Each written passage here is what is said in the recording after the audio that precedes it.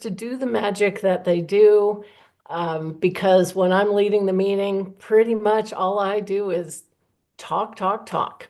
A quick reminder that we are live tonight. We do stream these meetings and we do record them for later viewing on YouTube.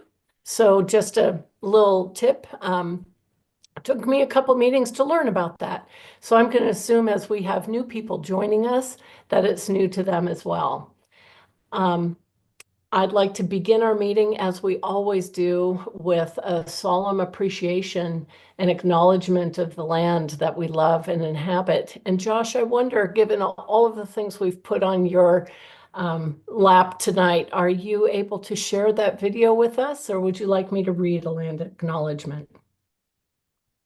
I have it ready to go. Thank you so much.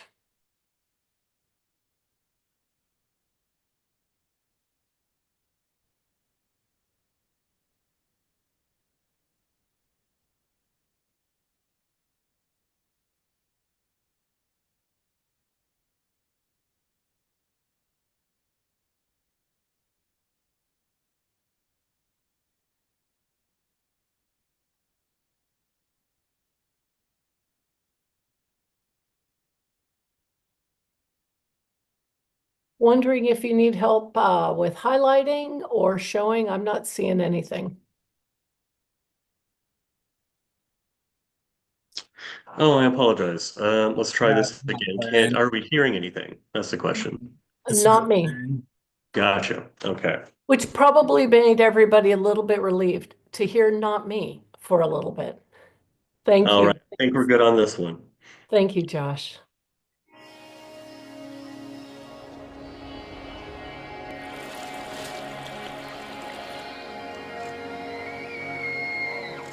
Hash Chesh Eskol. It is good we are together. We acknowledge that we are on the indigenous land of the Coast Salish peoples, who have reserved treaty rights to this land, including the Duwamish, Duh Duabj, Suquamish tribe, Duh Akwabj, Muckleshoot Indian tribe, Buckleshoot, and Snoqualmie Indian tribe, Stokwabuh. We thank these caretakers of this land who have lived and continue to live here since time immemorial. And we thank you for taking the time to know and understand the true history of this place, and to practice allyship in taking care of these shared lands. In good health. Hoi.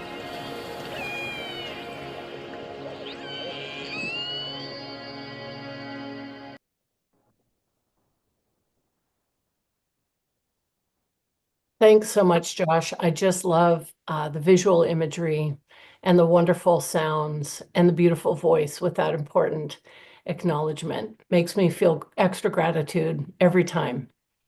Before we begin the business of the meeting, which will be the usual stuff, the agenda, things like that, I'd like to take a quick moment for a chair's message. And I'd like to ask each of you for a special grace and patience tonight as we acknowledge some very important Democrats that we have lost recently. Many of you have known for decades the amazing Frank Chop, the speaker who led us through so much and helped us advance the state of democracy in our state for such a long, long time. His memorial is coming up on June 1st at the Maiden Bauer Center in Bellevue. And I encourage all of you to look online and perhaps leave a message for the family if you're unable to attend that service. More recently, the 5th Legislative District, which is my home district, lost our state senator, Bill Ramos. Bill was a very dear friend to me, a very dear friend to many, many of us.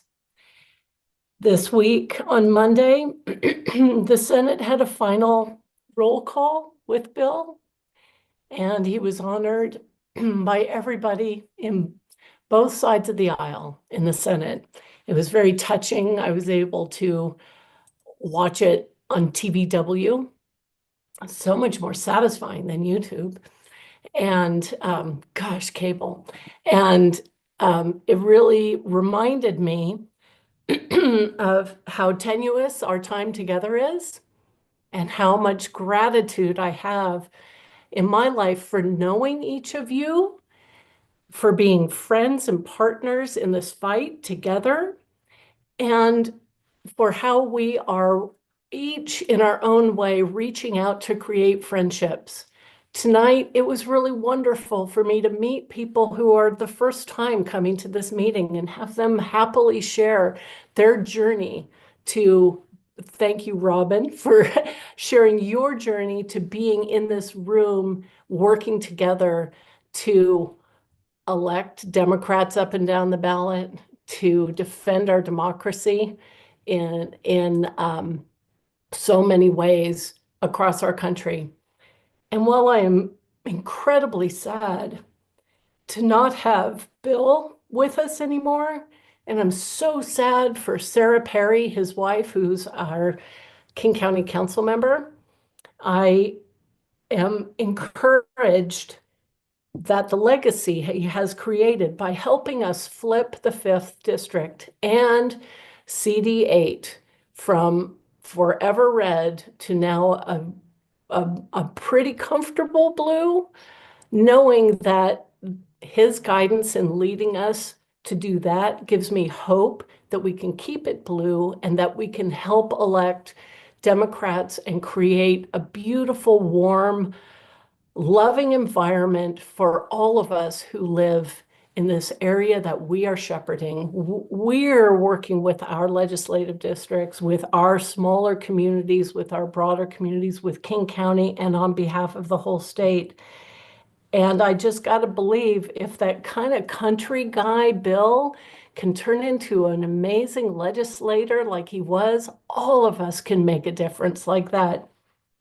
So with all of that way too much rambling reflection, it is in part to ask you for extra patience tonight and extra grace for me. It's a lot on my plate, so I'm going to make mistakes. Just shout it out. I'll fix it. I promise. None of this is a state secret we're going to let out. Let's all be in a team to have a smooth and pleasant meeting. And I thank you for that very much. So thank you. What I'd like to ask right now is for my friend Josh Vaughn, our first vice chair, to please display the agenda so that we can adopt our agenda for the rest of the evening. Thank you. This agenda is linked within the call to meeting and the reminder. It sits here, just the basic stuff. We're going to adopt an agenda. We have an election day message. We have a speaker tonight. Hooray, Mike Pelliciotti, the amazing confluence of being an attorney and an accountant all in one human being. And we have some committee reports. I would like to ask, with your deference, to approve this agenda with an amendment. I would like to remove the minutes and the approval of the minutes from this agenda and allow those to be done at our next regular business meeting. So I present our agenda with my acknowledgement of a change and ask if there are any objections to this agenda with that change.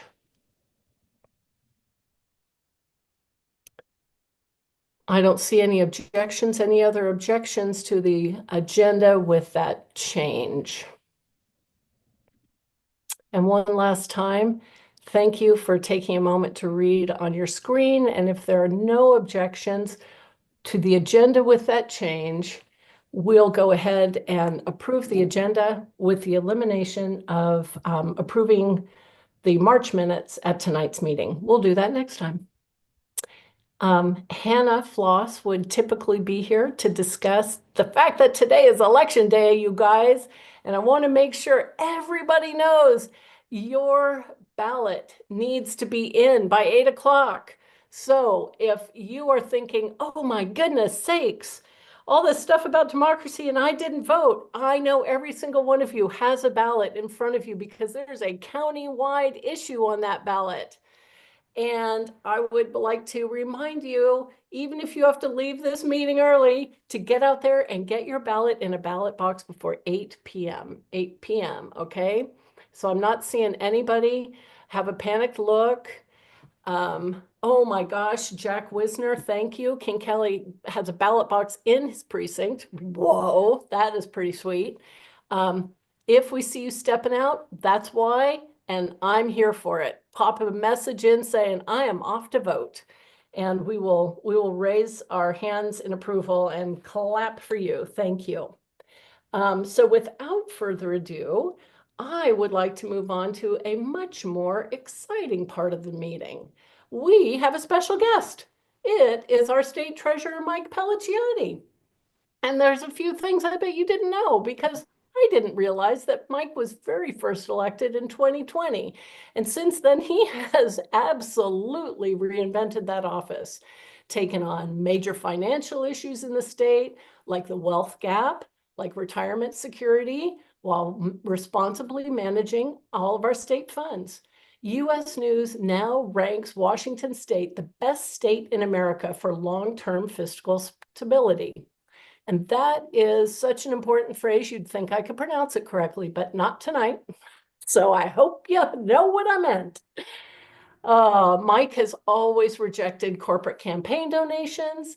He puts people's financial interests ahead of Wall Street's.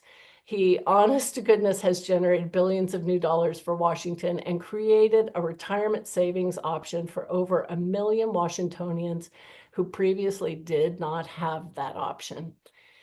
He has shown us that we can accomplish hard things when we get corporate money out of politics, and he has shown us that you can do it with a lot of style and have fun at the same time. And with that, I welcome our guest, State Treasurer Mike Pelliciotti. Mike, thank you for joining us. Oh, thank you so much, Madam Chair. It's so good to see you again. And I just want to start off by thanking you for your comments about, everyone we lost, but, especially focusing on Senator Ramos, who I know you were very close with, as we all were, before being elected state treasurer. I served 2 terms in the legislature, and one of those terms was with Senator Ramos when he was in the House with me. We actually sat right next to each other. He sat right behind me on the floor. So I know Bill. I've known Bill for a number of years now, and had a very close relationship with him. And I appreciate your comments, and I just want to reiterate, he was someone who was respected by everyone he worked with. He truly brought people together, always had a smile on his face, total positive energy. And it is so hard to lose him, especially so unexpectedly. And as you point out, we're all thinking, and we all are with Sarah at this time, who of course is such an amazing leader in her own right. But it's that much more important that we think of her and be with her at this moment. So I really appreciate, Madam Chair, your comments. Actually, right before this, I was on the phone with the governor. He wanted me to say hi to all of you. I mentioned I was going to be meeting with you, but we were talking about the fact that he actually kind of for the first time, it's not unusual to put the flag at half-mast for memorial service. He is not only going to be doing that, he actually did it yesterday as well in honor of Senator Ramos. He ordered the flags at half-staff throughout the state in recognition of Senator Ramos's passing. So obviously we're all thinking of Bill and all of the folks that we've lost. And but one of the things, I was talking with a member of the legislature yesterday about it, and what she was telling me is, Bill more than anyone would be saying, hey, let's get to work. We had some stuff we got to get done. And that's when, I think of all of you coming together in the way that you are. And it's good to see so many friends on this call. And, in particular, a number of folks I've seen over the last week. I know with the 36, we had Jack and Tyler and Lisa Marie. I saw them over the last couple of days, Holly with the 11th. And obviously, Beth, I saw you with the 5th. The other day as well. And then obviously I have so many friends on this call. I'm always thrown it back when I see my friend Tim Burns, because he's got my old poster behind him, so it's kind of staring me down there. But I appreciate the support as always. And I saw Tim Burns actually when I spoke to Tacoma Indivisible last week. And one of the things I mentioned after that, and I think I spoke to the 5th and 36th that evening, is how energizing it was for me to be with Tacoma Indivisible and speak to them. Tim was there, Tim Burns was there, and Tim, what was it, 180, 200 people showed up. And what I told them is what I'm telling all of you, which is something is starting. And you can sense it and you can feel it. And I think, you know, a lot of us have been in a daze for a while, just given the shocking nature of everything. And there's, you know, Kat, no one leads Indivisible more than Kat. It's just great to see her comment and all that she's done and keeping that energy going. She's been such a good friend for so many years. But you know, what it told me is that things are on the move, and things are on the move because we are all coming together. We are continuing to show up. We are not willing to roll over. And we are going to continue to stand up and call out this insanity that is taking place nationally. And, you know, I wanted to give a little bit of an overview of some of the things that I've been working on, and then really open up for any questions that you have, because there are no shortages of things to be talking about right now in terms of finances, you know, state, federal, you name it. And I'll dig into things a little bit, but then truly happy to answer questions that you might have. And, you know, I'll start off by one of the things I was working on just today. You know, I led a group of state treasurers around the country to call on to write the head of the board of directors of Tesla and essentially say, what the hell is going on with your CEO? Right? I mean, it is just insane. I mean, right? I mean, it is, you know, the CEO has a job, and the job is to run that company. It's not to have 8 other pet projects, including things that have made him toxic, truly toxic to the brand. I spoke to the Bellevue Rotary today. And one of the things I told them is I said, you know, for my drive from Federal Way to Bellevue to give this speech, I saw only one person driving a Tesla all the way, 405, all the way from Federal Way to Bellevue. And when I parked the car, I parked between 2 Rivians.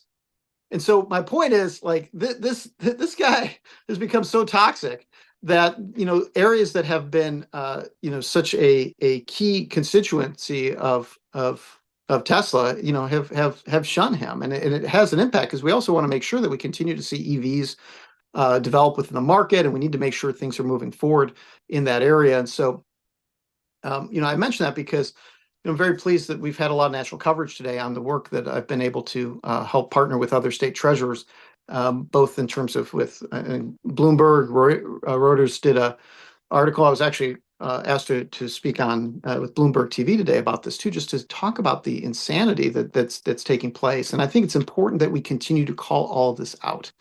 You know, this is not, it's not just beyond not being normal. It's not okay. And we set norms, and society sets norms. And it is important that a majority of the population continues to reaffirm what we all know. We're not going to allow ourselves to be gaslit on this.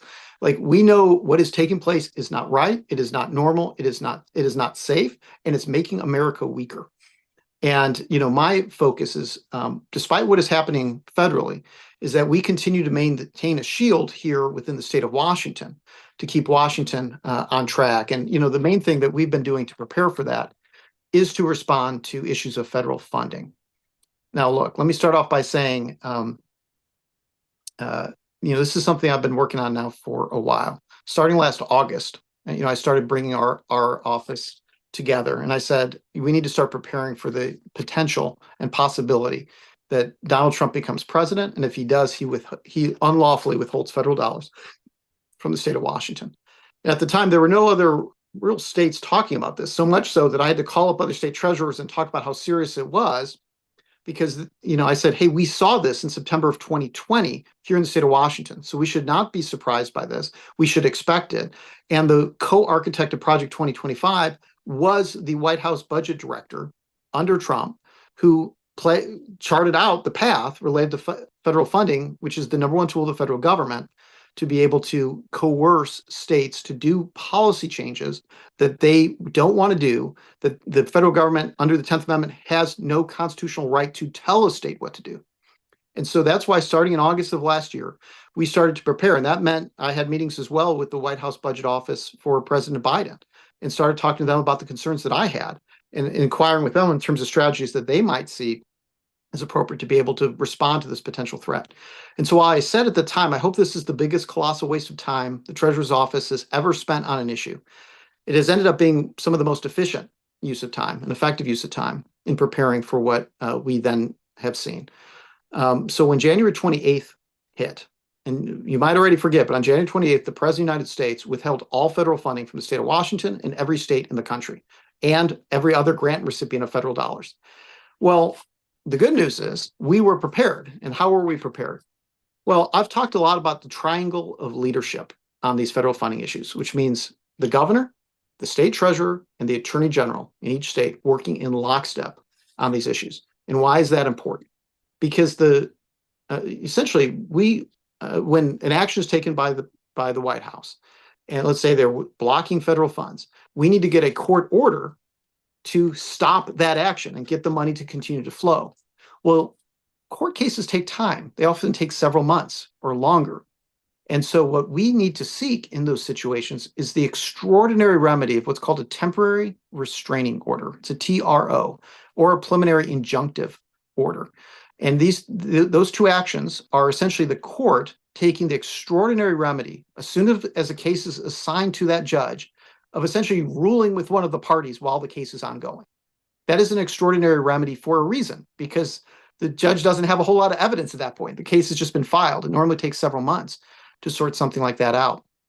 And so the way you win a temporary restraining order within a short amount of time is you have to have evidence to show the harm that would occur, and that that the legal question is clear. So it's both that the legal question is clear and that there is significant harm. You can only establish the significant harm with evidence. And that's what our office has been teaming up with the governor and the attorney general to make sure is there to show the financial harm that occurs when federal funds are withheld.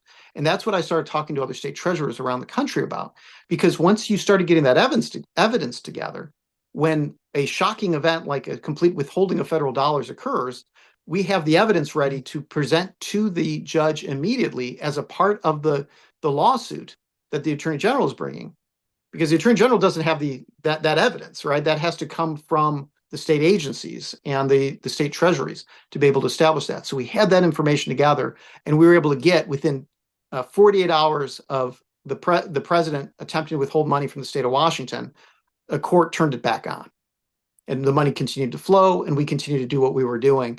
And it's really easy almost to forget that, because it was like one of a multitude of crazy things the president happened to be doing that week. But it's so important because that's the tool of coercion. That's the power he wants to have. And that's why I've been so focused in Olympia to continue to be thinking forward, because I'll be damned if we're going to let the president of the United States unconstitutionally dictate or change the policies or rights of the state of Washington. We are going to keep that shield up, and we're going to keep that shield because the Constitution provides that shield. And we're going to continue to do everything we can to make sure that Washington state continues to be the wonderful state that it is to live in. But we can't take that for granted, right? It's going to take continued effort. And I've been working very closely with the legislature and the governor to ensure that we have sufficient reserves in place. That's essentially our rainy day fund, right? The funds that we need to have in place so that the state isn't going to roll over. We have the time to survive these court cases before a judge rules in our favor. Because what we've seen happen is those states or other organizations that are not financially strong are rolling over. Look at the universities that were rolling over. Look at the law firms that were rolling over. Like, if it wasn't for Harvard last week on Wednesday standing strong because they have the financial strength to do so, it would have continued. And same with law firms. Perkins Coie here in the state of Washington. If not for them standing up and saying no, then it would continue. We have to fight back, because, through all legal means, because otherwise, look, the president of the United States, he likes to push boundaries.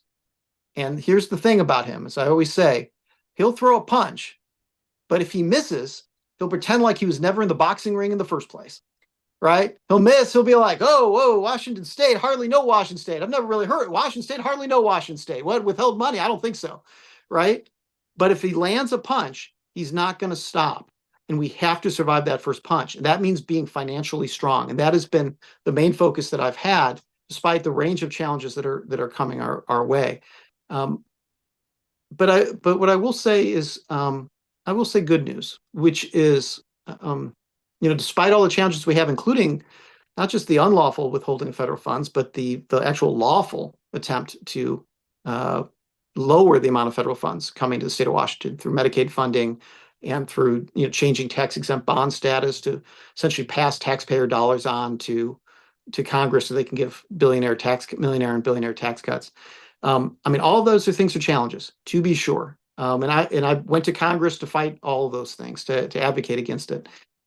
But what I will say is this good news, is there is no state I would rather be in this effort. There is no state I'd rather be right now than the state of Washington. And I truly mean that, because we've done what we need to do over the last 4 years to put ourselves in a stronger financial position. As Beth was pointing out, U.S. News has rated us #1 in the nation for long-term fiscal stability. And as long as we continue to maintain our financial strength and maintain our Moody's AAA credit rating, we're going to be in a position where we're far more nimble than most other states in being able to respond to these financial pressures. And that's the focus I have, because with financial strength is what keeps that shield up. And what keeps that shield up through financial strength is what protects the rights of the state, the policies that have been established by the state, and continues to keep Washington State the amazing place to live that we all know that it is. So I'm going to continue to work and keep fighting on all these issues. And I really think that, with the help of the legislature and the governor, we're going to continue to make that happen. So I wanted to give you an update. There's so much going on right now, especially on financial funding stuff. It's always important for me to connect with my friends here in the party and be able to answer questions you have, because I know you're thinking about a lot of these issues. And I always want to take time to be with all of you to be able to answer questions you have and give you updates so that you know what's going on. So with that, happy to open up for questions. And Beth, I don't know if do you want to call on folks, or do you want me to? How do you want to do this? I think I'm happy to call on him with Perfect. hands raised. Yeah. That's great. Sounds good. Hey, Trevon, it's great to see you. You have a question for our state treasurer, Mike.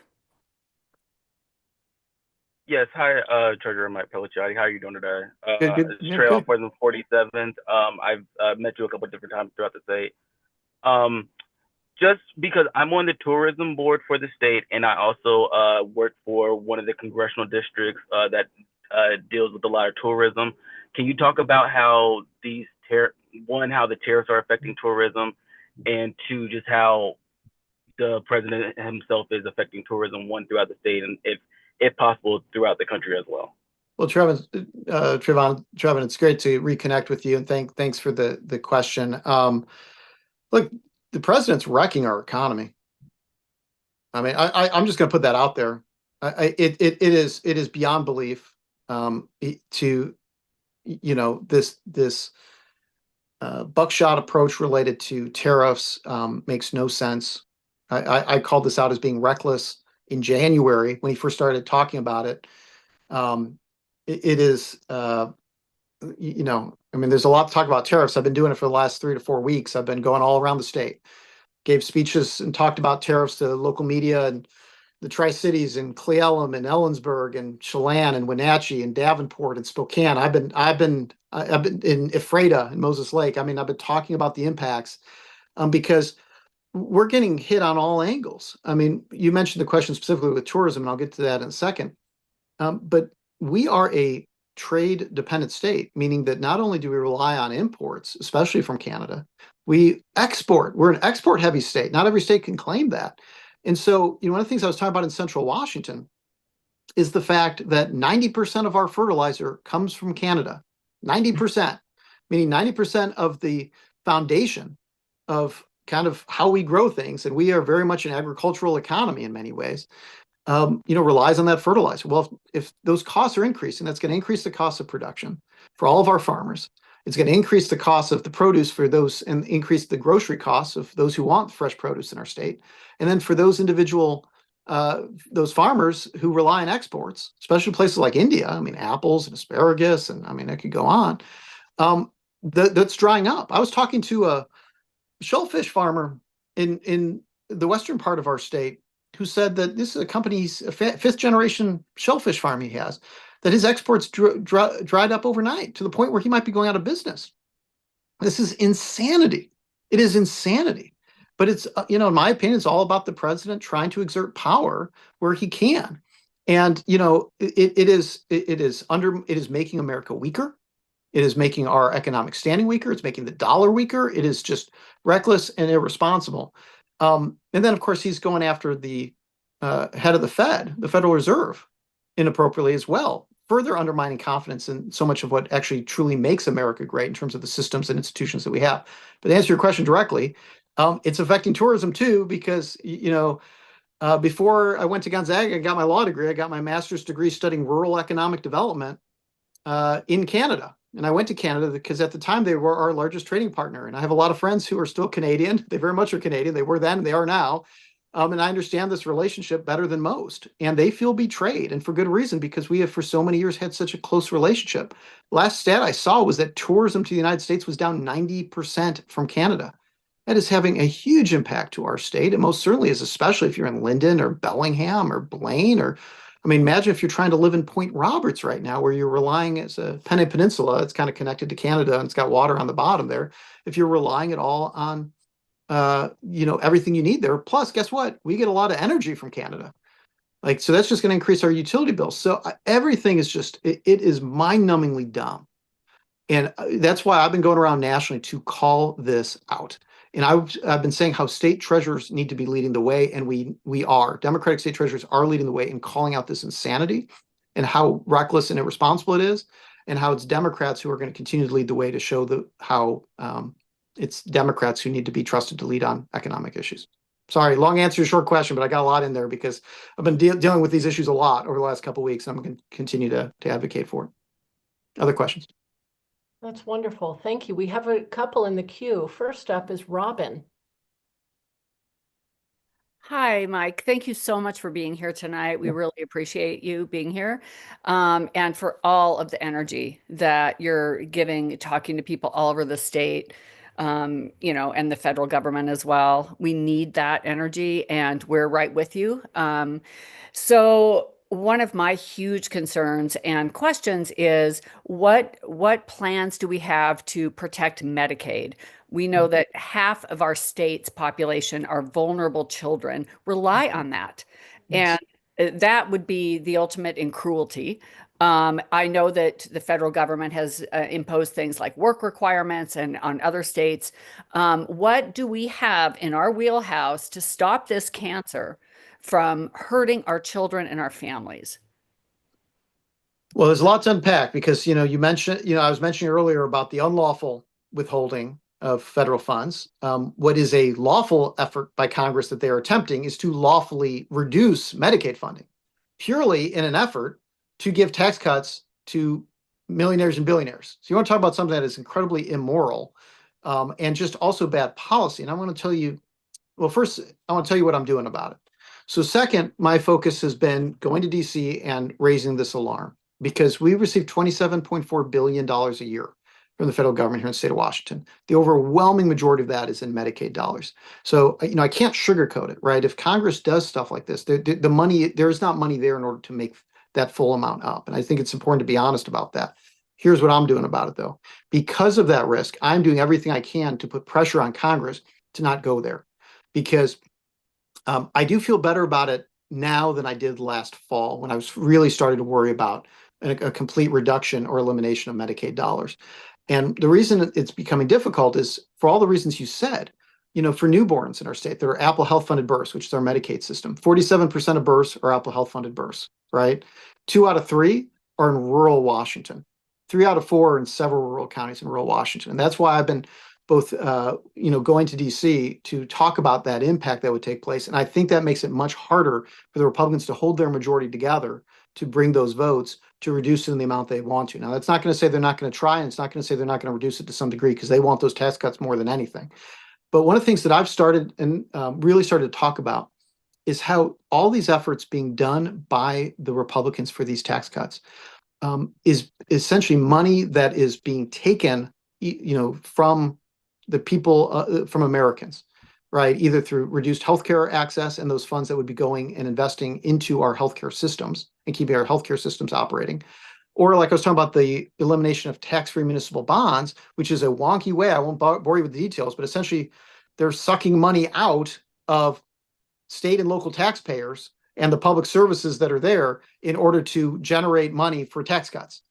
And so you have all this money coming from Americans to go for these tax cuts. And this general reliance in the past with this notion, and we all know that trickle-down economics doesn't work, but it really doesn't work now. And let me tell you why.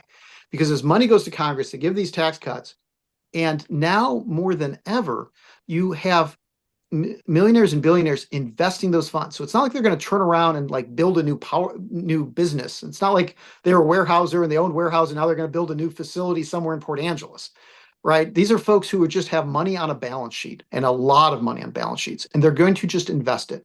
And guess where they're investing it? They're investing it overseas. An increasing percentage of those investments are investments overseas. And so what does that mean? It means money is being extracted from Americans, going to tax cuts, that is then not being spent. It's being invested through investments out of the country. And that's what I'm calling out. So for these MAGA supporters who think that in some way this is going to get back to them, the reality is this is just an extraction of your tax dollars and an extraction of your healthcare dollars that are reducing your services and being used to be giving money to the wealthiest folks so they can send the money to other countries. That's what's happening.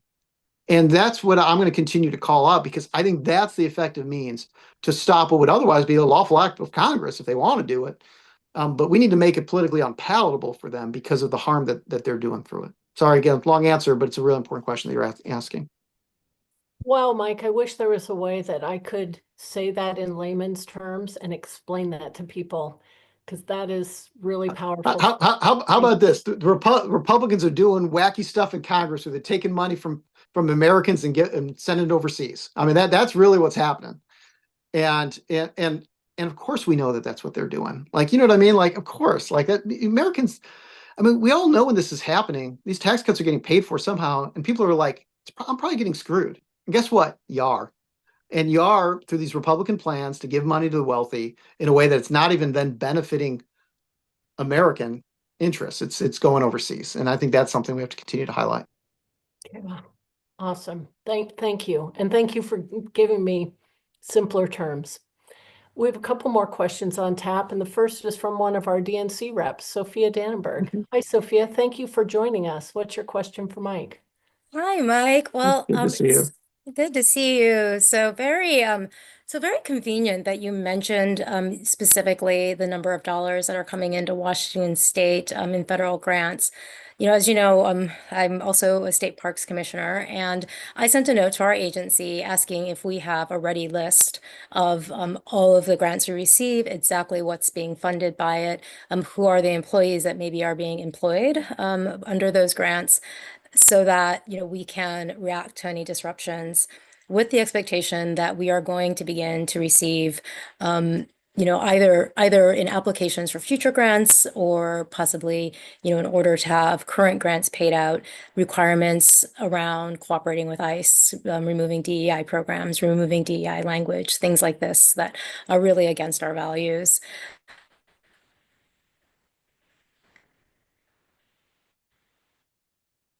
Is that something, again, I sort of mentioned our agency and I level we have sort of ready and prepared? So you froze a little bit at the end of the question. Did I? But I think I generally got the gist of it, which is like, how are agencies preparing for what are potentially unlawful reductions of federal dollars? And I guess what I would say is it's been really important that we communicate what is likely coming. Again, I can't sugarcoat it, right? There are more things coming, and we need to continue to be prepared for it. And again, when I say prepared, I mean responding to things that are unlawful actions in which, through the court system, we're able to make things right. And but I've always said that the most important tools available to any state in shielding us from unlawful actions from the federal government are financial strength, financial strength, and financial strength. Those are the tools to be able to respond. That is why I've been so focused over the last 4 years of making us financially strong as a state, but why it's also important that we maintain that financial strength going forward. That's why Harvard was able to do what Harvard was able to do, which is saying, no, I'm sorry, we are going to protect the Constitution of the United States. We are not going to roll over. And that's why Perkins Coie was able to do it, even though other law firms who know just as well how unlawful these actions are by the White House was said, no, we're going to stand strong in following the law. And so we're going to do everything that we need to follow the law. And what I would say is agencies need to be looking as closely as possible where federal dollars are coming in so they can be prepared to do what we've been doing, which is when those things happen, we're able to very quickly pass that information on to our kind of triangle of leadership between the governor, the attorney general, and our office to make sure that information is getting to a court so the court can make appropriate rulings and keep us on track according to the law. Thank you. It's really encouraging, and it's reassuring Yeah, no, to know that we're preparing. so good to see you. Thanks, Mike. And it looks like our last question of the night comes from our very own Kat Pipkin. Hey, Kat. Hey, how are you? Good to see you. Well, this might be a conversation for a beer some night, and it might be too long for the time we have. And if so, just, tell me to park it. But, the last time we tried an all austerity, all cuts budget, we felt the repercussions of that statewide for decades. And we are not going to cut ourselves out of the looming budget deficit. I know you don't want to go into our reserves, and I respect and understand that. Where are we as a delegation, and where are your conversations with the governor on progressive revenue? I mean, where are we just in general on trying to chip? Because this is something we do have control over. We can't control Trump. We can control our budget. Sure. Well, let me talk about what I've been talking about publicly related to this. And this is the same thing I've been saying in AFREDA, the same thing I say during a Inside Olympia TVW interview, which is, when we talk about the revenue sources that folks should be looking at in Olympia, they should be looking at progressive revenue, because guess what?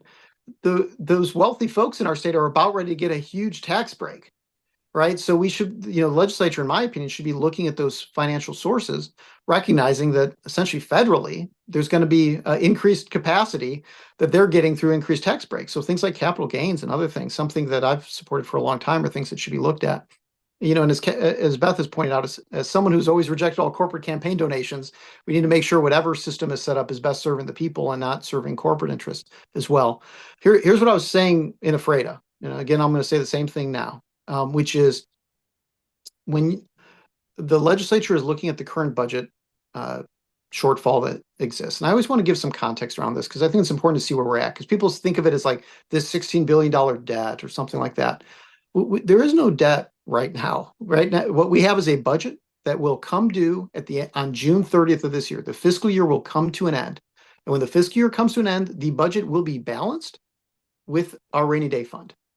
What the legislature is considering right now is the budget for the subsequent 4 years, right? They budget ahead. So that starts July 1st for the next 4 years. They have to budget. It's over that 4-year period. So it's kind of a big range of time.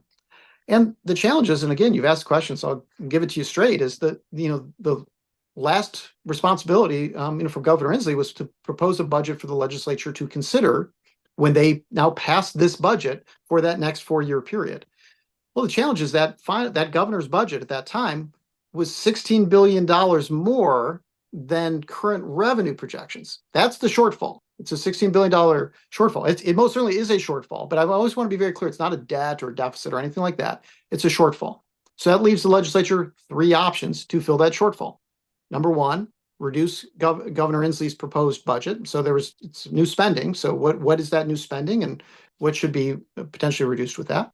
Option 2, reduce existing services in order to prioritize new important spending. There is a lot of new important spending in Governor Inslee's proposed budget. And option 3, new revenue, new taxes, right? Those are the 3 options. And the reality is it's going to be a combination of all those 3 things. That's the truth. And I think the earlier people have that, people give it to people straight, the better. Now, what's important is that all of us share our values to our legislators as to how to prioritize those things, right? And that's what's so important, because I think that it becomes very easy, or very difficult, I should say, for legislators who are hearing, despite those 3 options, they have constituents who often come to them and say, don't reduce the new spending in Governor Inslee's budget, no cuts, and I also don't want any new taxes. Well, and it's often sometimes the exact same constituents saying all 3 things at the same time. And so that puts a lot of squeeze on legislators. And then, then the politics gets involved and it makes it seem like there's a fix. So I will be first to say an all cuts budget will not work, right? It will not work. And any legislator or commentator who tells you otherwise is not giving it to you straight. But but the reality is also, well, part of it's going to be reducing some of the existing proposals to balance that out. But the importance is whatever the values are that we can bring forward to the legislators to make that final determination is what's going to get us across the finish line. And I think it's ultimately going to be a balance when they wrap things up in the next week or two.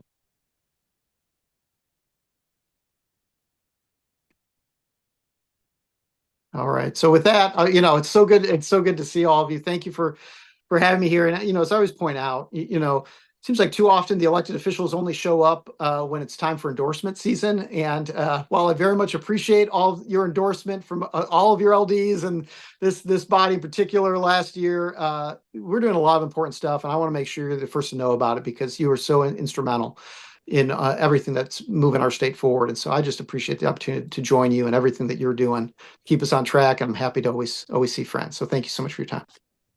You're definitely here in a room full of friends, Mike. Thank you so much for investing your evening with us. I know that you've been doing 1, 2, 3 meetings a night, and we're really grateful that you spent a lot of time, 45 minutes with us. That's a huge investment. And the King County Dems are very grateful for it. Thank you. I appreciate the time with all of you. Like I said, it's really just spending time with friends. So I appreciate it. Thank you so much for all that you do. And we'll chat more soon. It's awesome. Take care. Bye-bye. Thank See you you, soon. Mike. Bye.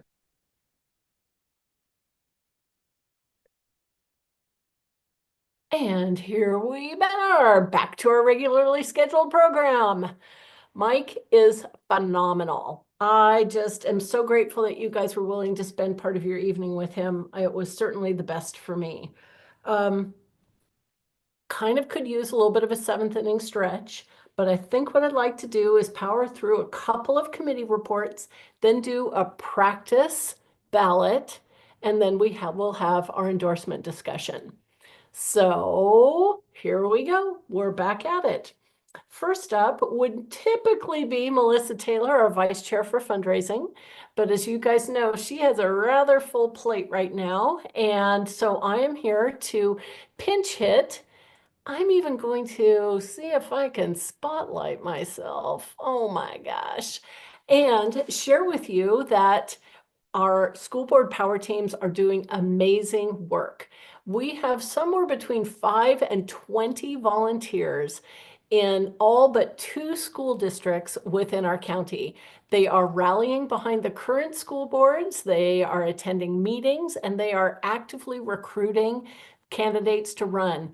At this point, I think we have almost every open seat with a Democratic candidate. And I think we're really close to challenging most of the seats that are currently held and on the ballot with school board members that were a little less fond of the values they're representing.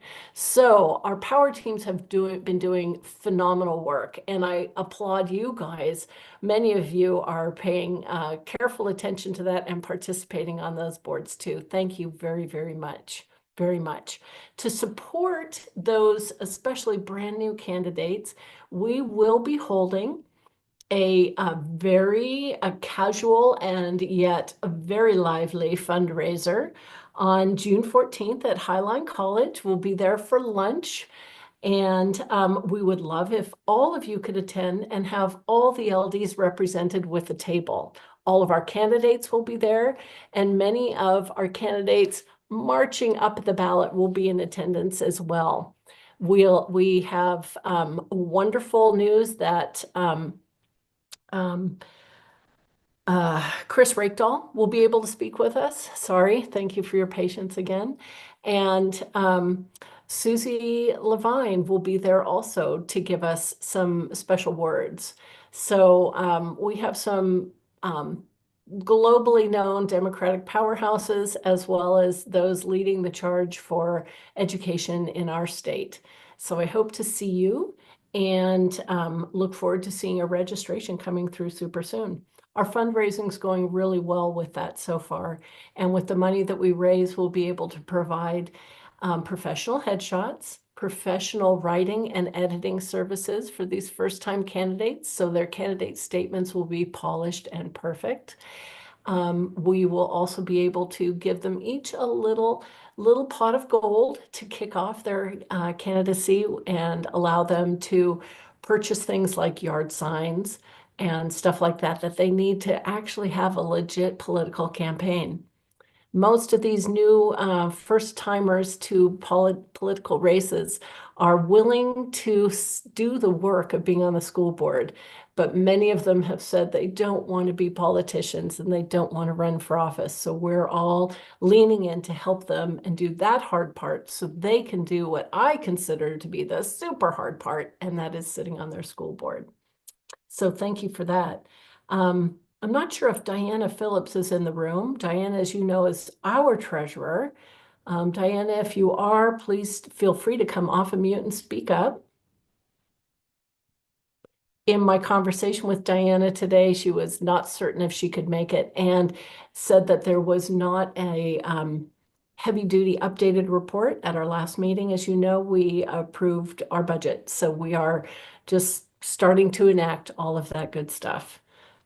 So with that, we will zip happily along to beginning our endorsement committee report. And to begin that, I'd actually like to request that we all pull out the unique voter identification code that was emailed to you earlier in the week, perhaps even as much as 9 days, several days ago. And we're going to do a practice ballot. Erin, am I correct in thinking that you are prepped to come on screen and talk us through that practice ballot? Oh, sure.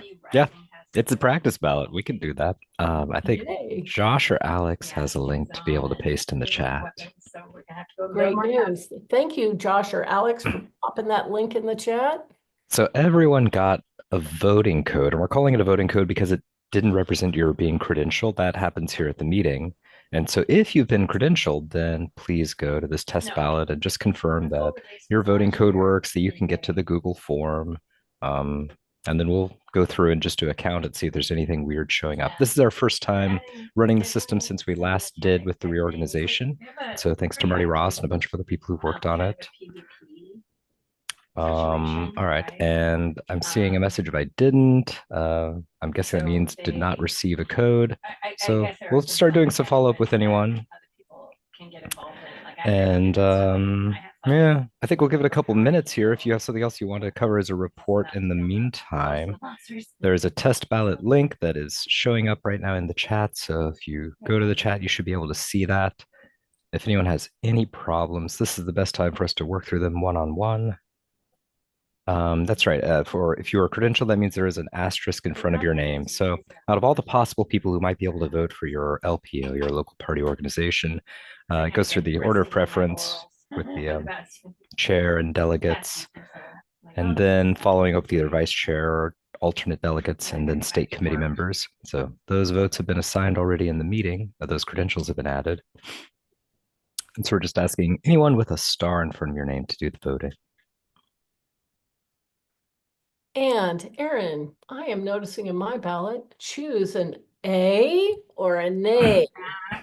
Right now, we get to just play the wild card, right? Any vote runs on.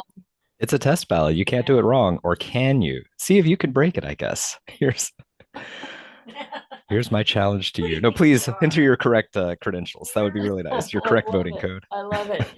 Credential team, I'm hoping you can take a moment and respond in chat to Ian and Eddie who don't have their code with them. It would be nice for you to help them out through the chat. Lisa, thank you so much for your note in the chat that's saying the voting codes were sent in a separate email, and that email was mailed to you by infrastructure@kcdems.org. Yeah, it went, I think 3 days ago. So I think it would have been late Saturday night. Doesn't make you feel better, right? There we go. Love it. Thank you, thank you, thank you. Yep, infrastructure@kcdems.org.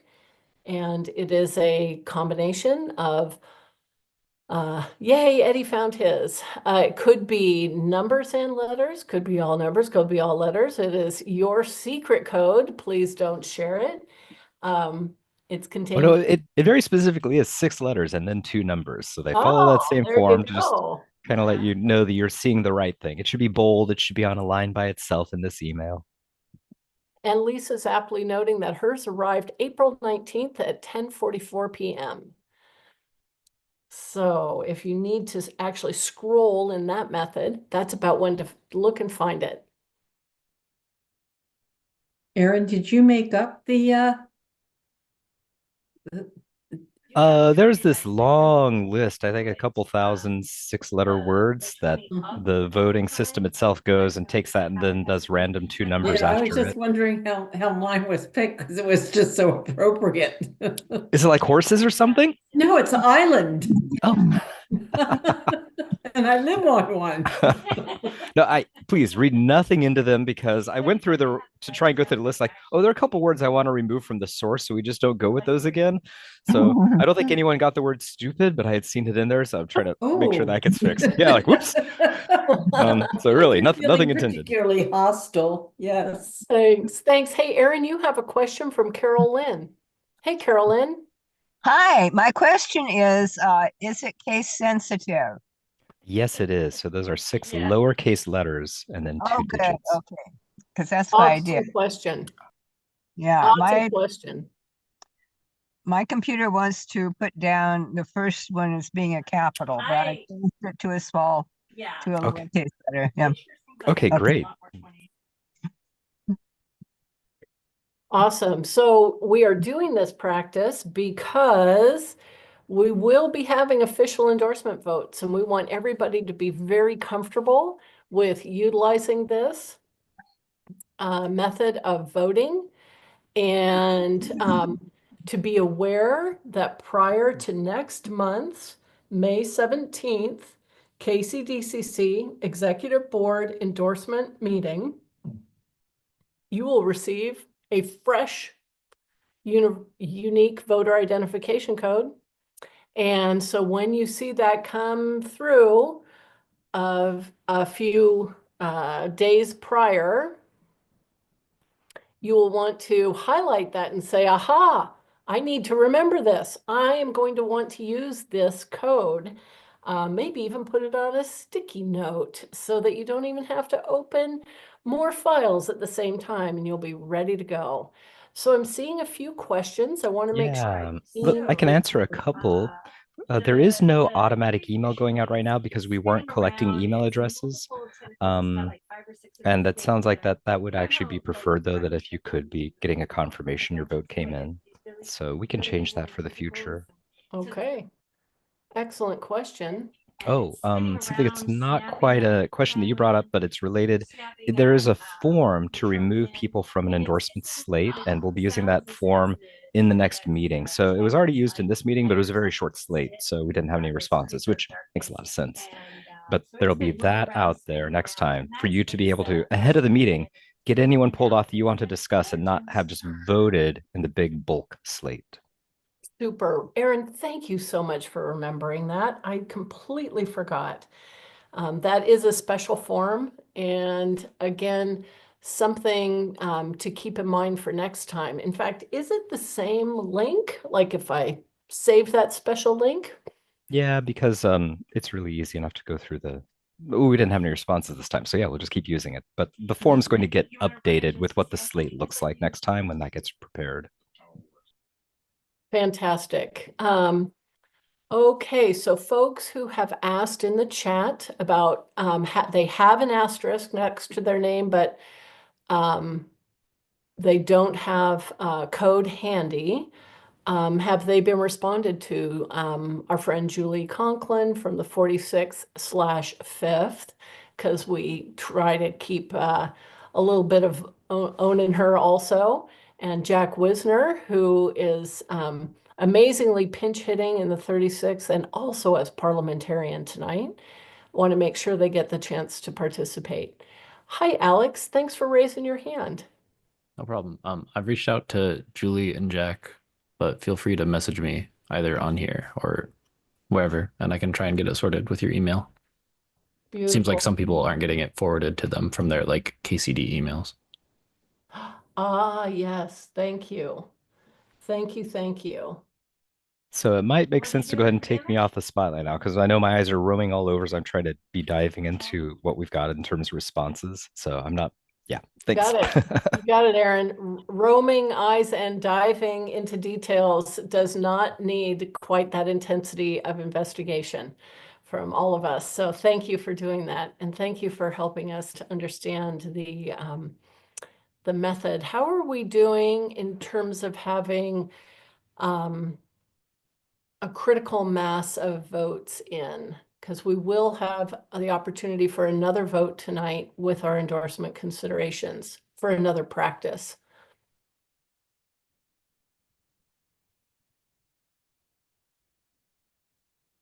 Man, we're doing pretty well. We've got 38 votes, ballots that have come in, and maybe Tara Gallagher, Alex might be reaching out to you, but I think we don't have you credentialed, just judging by the result in the sheet.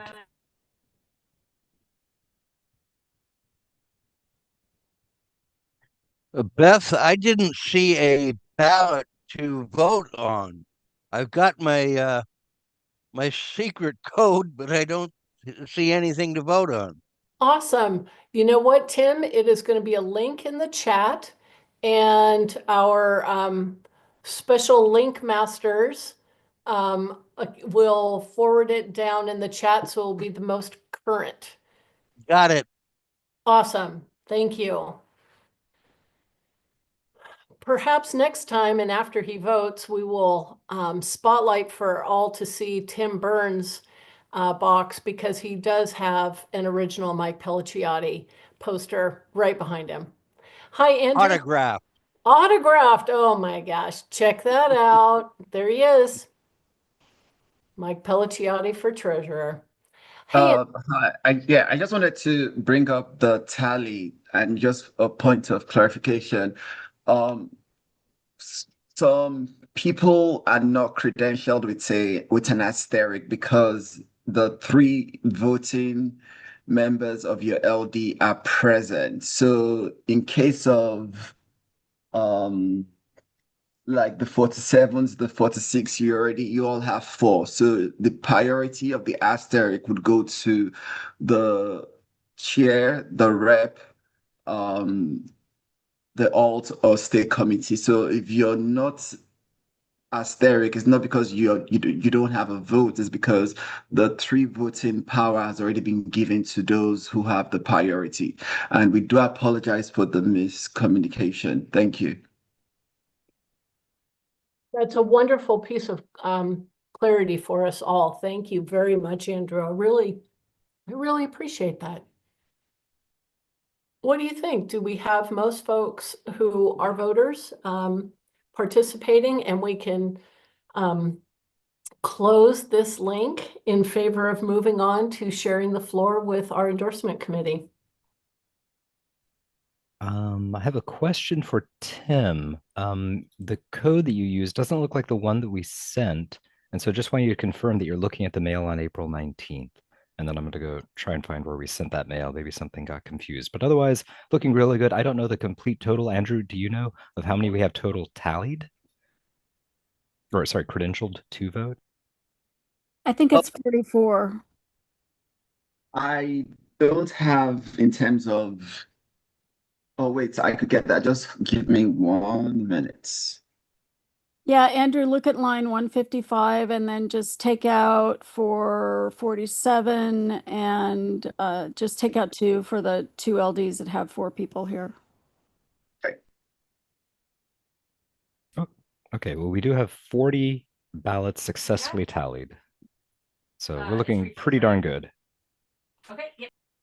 I think that sounds pretty spectacular. I'm going to call our test a success. And now that everybody's got their universal or their unique voter identification code handy, hold it tight in your hands. In a few minutes, you'll be voting again. But for right now, if she is ready, I would like to spotlight our friend and endorsement committee chair, Kat Pipkin. Kat, here you go. Hey, everybody, would you also spotlight for me Dean Rodenbaugh? Heck yes. Totally gonna do that. Gotta find Mr. Dean. Oh, there he is. Thank you. There he is, because we're twinsies. Travel as a team. Okay, we didn't have slides this month. You want me to just throw up the report as a screen share? What works for you? Do we want to do the single LD pass through first? Perhaps you could review the report and then we'll do a vote. So they understand what single jurisdiction is. Okay. Here's the report for this month. One of the legislative districts did some early endorsements in races that are solely contained within that legislative district. And for those races, we can pass those candidates through as an endorsement recommendation. That would be from the 32nd, Chris Roberts for Shoreline Council Position 7 and Laura Mork for Shoreline Position 3. So that will be the endorsement vote tonight, are those two races. Other stuff going on. The biggest thing I want to point out is that for all of the LDs to make sure that your representatives to the endorsement committee know that Monday, the 12th, is when we'll have our endorsement committee meeting and recommendation vote. We originally had it on the 10th, but several LDs also have votes that day, so we moved it so as not to infringe on those meetings. And I just want to make sure that everybody knows that that date was changed. So here's where we're standing, a couple of numbers. Dean, I'll do the first part and then I'll bump it down to you for the second, if that's okay. Right now, it's changing all the time, of course, but right now there are 344 offices subject to election this year. Of those, 198 candidates have filed. A couple of those are obsolete, but the number's pretty static. Of those 198, we are already considering over half of those people. We're already engaged with more than half of the people who filed at the PDC. And for April 22nd, that's pretty darn good. I dare say we're ahead of our normal track record there. Of the 103 we're working with so far, 90 have already submitted questionnaires. So again, we're tracking pretty well this year. And thank you to all the LDs for helping to encourage your candidates to get those questionnaires in. We've already scheduled 54 interviews. We've completed 37 of them, focusing on the races where the candidate pool was more certain. So those were the King County Executive and Council races, Seattle Mayor, City Attorney, Seattle City Council. And now we're moving on to races that are a little bit more in flux usually. So we've already done some Kirkland City Council and Redmond City Council.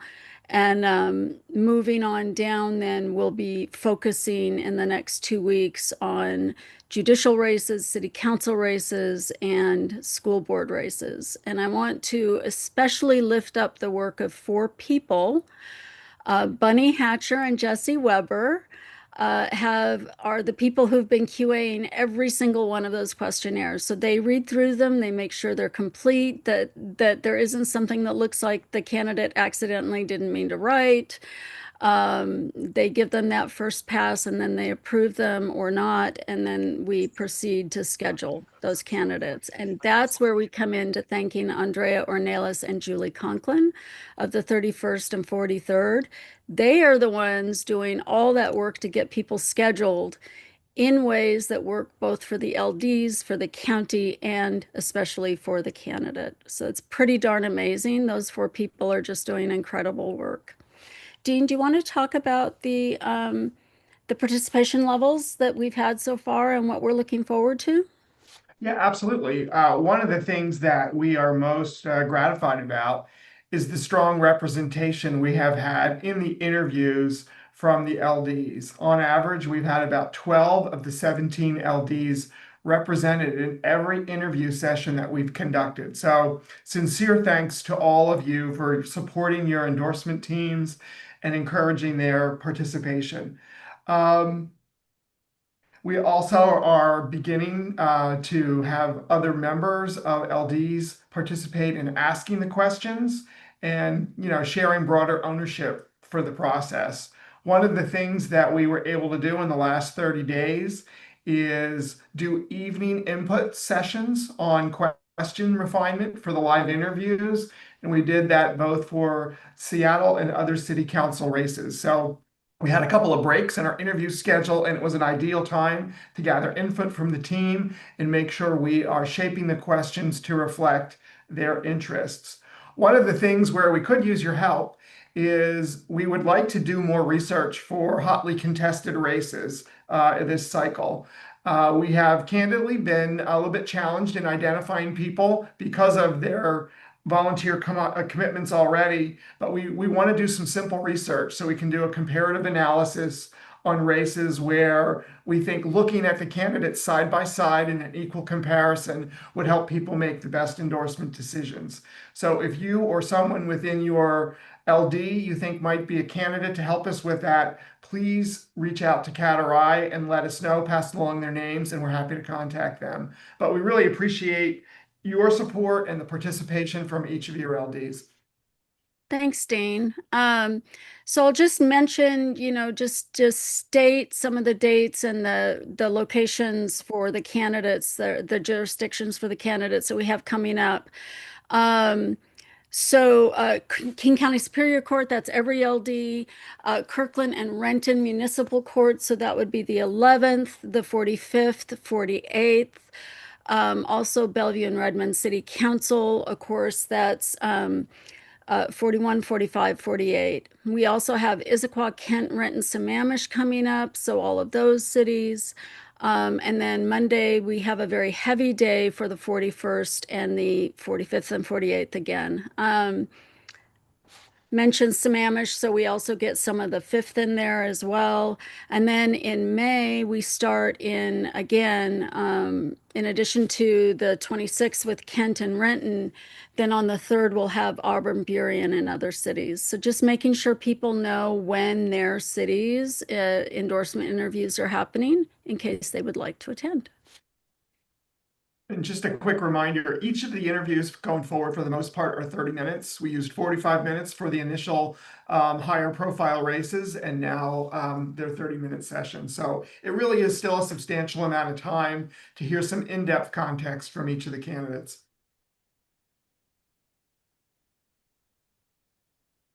Thank you both very, very, very much. Thank you. And thank you to everybody who's serving on the endorsement committees in their LDs and at the King County Dems level. I really appreciate it.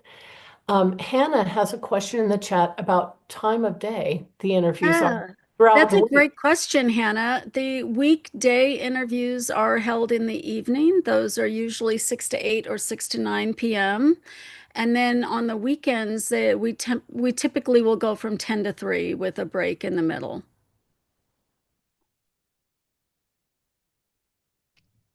Fantastic. Absolutely awesome.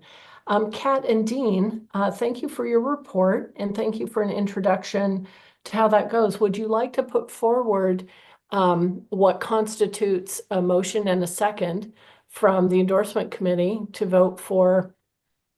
And we can be prepared to actually cast a vote on these single jurisdiction races. Perhaps you could just review again what that means. Yes, so the slate this month is 2 races up in the 32nd Legislative District. It's Chris Roberts for Shoreline Council Position 7 and Laura Mork for Shoreline Position 3.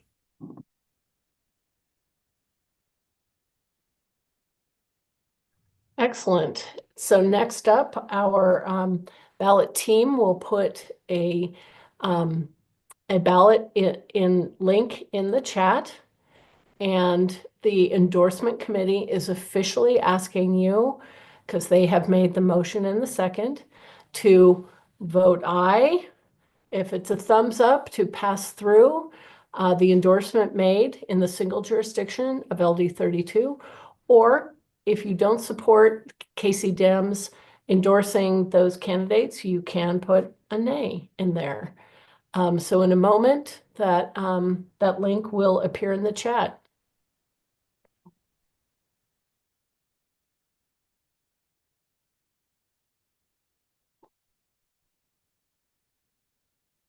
And just a reminder, if you have an asterisk before the number of your LD and your name, you are a voting member at this meeting. Thank you guys all for understanding and learning the cascading view of people who are voting representatives from LDs in this meeting. It is clearly outlined in our rules, and yet very hard to remember in our brains. So thank you to everybody for writing those down. All right, there is the link. Please click on that link and use that same code you had before.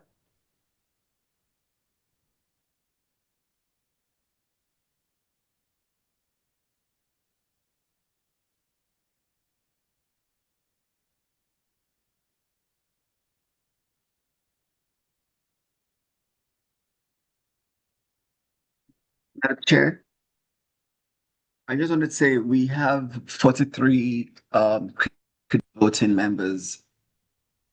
That is wonderful to know. Thank you very much.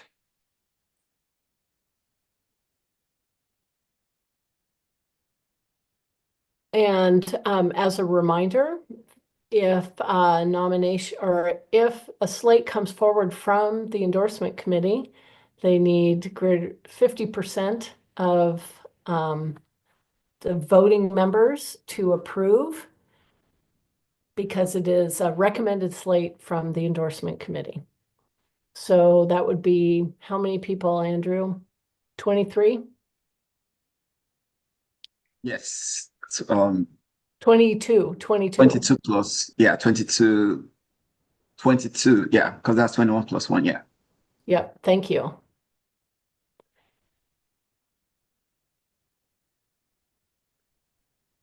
Beth, I had a couple links, the report and so forth to drop into chat. You want me to wait though till the voting's over so people still have that ballot link, or should I go ahead and drop them in now?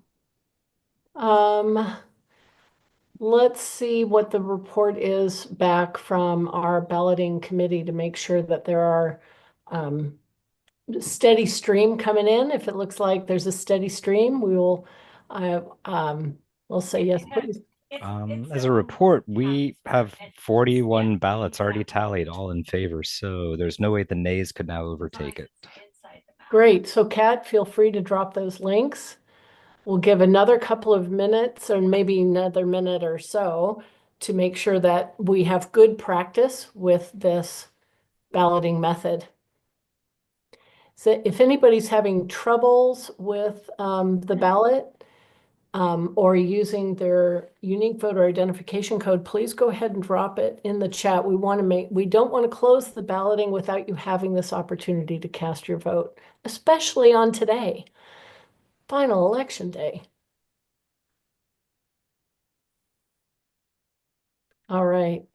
Kat, thank you so much for adding those awesome links in our April endorsement report, the endorsement quick start guide, and some upcoming dates for interviews. If you haven't attended before, I can highly recommend judicial interviews. It's a whole different ball game. And oh my gosh, if we think we learn a lot from Mike Pelliciotti, you will have a very similar experience with each of these judges. It's fascinating, fascinating stuff. Great. Okay, is our balloting committee prepared to give a final report? Yes. All right. So 41 ballots cast and 41 ayes, 0 nays. Whoop, whoop. Congratulations. Single jurisdiction ballot, first one completed. Hats off to Chris Roberts and Laura Mork. Thank you both for working through the process and becoming duly endorsed by your LD and by King County Dems. And Chris, I recognize you to speak. Thank you very much, Beth. Madam Chair, and thank you to the members of the King County Democrats for supporting my campaign, taking off my LD chair hat for a moment, but thank you for your support. And I'll say quickly that if you want to look to progressive governance and a city that is really exemplifying our shared democratic values on a city council, come to Shoreline, look at the stuff we've done. I'm very proud of the work we've done. Both myself and my seatmate endorsed tonight, Laura Mork. I think we're really living our democratic values. And so come take a look at what we're doing. If you're frustrated with some of your cities, take a look at what we're doing, and it is possible to have good progressive governance. So thank you. Yokoki. Awesome. Thank you, Chris. Thank you. And I'm going to bring a bunch of my friends from Sammamish because we could learn from you. That's awesome. Thank you so much. Thank you. And congratulations. Feels good to be on the endorsement roll right now. We've got things going. And one last reminder, May 12th, am I correct, Kat, for the committee to meet? And May 17th for all of us to gather and do a lot of balloting on our next round of endorsements. That will be yes? Oh, I was just going to say, and I don't know if Aaron wants to make a mention of this, but our rules say that you don't have to have attended interviews to be able to vote as an LD. Every LD gets a single vote. You also don't have to be present at the meeting to vote because Aaron will send out an initial ballot ahead of time. So you can cast an early vote if you want. If you're not able to make it, that vote can still stand, but you can change it if you wish at the meeting later on. So I just want to make sure that that all the LDs know that, your participation is really important to us, however it works for you. Perfect. Kat, thank you very much. And the date that this group is going to meet again to vote upon the next set of endorsement committee recommendations is actually May 17th. And can you remind me what time that meeting is? 6 p.m. 6 p.m. Thank you very much. And you think it's only going to go till 8. I do. I do. I do because you've had such great participation. I'm trusting in your committee, bringing back to their LD and the LDs being prepared when they come to this meeting. Well done. Well done, Kat. Well done to all of the LDs and their volunteers. Appreciate it so much. At this point, I'd like to switch gears a little bit and talk about what's happening at the state committee level. We have the amazing Lisa Rivera and Drew Eastep here to talk about some of the things being handled at the state level and some of the hot topics that are up with them right now. I'd like to ask them to come off of mute and I'll highlight you. Sorry, spotlight.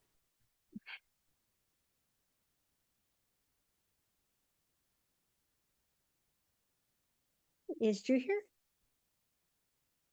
Yes, I'm here. Sorry. Awesome. Well, Drew will have a lot to share, I'm sure, on the work he's doing with the DSAP. We haven't had a state committee meeting since the last time you got a report from us about that, but I can just share with you the work that I've been doing as representative for you guys. I'm on the resolutions committee, so I can just share that real fast and then just hand it over to Drew to go into some more details of what he's been doing. Is that okay, Drew?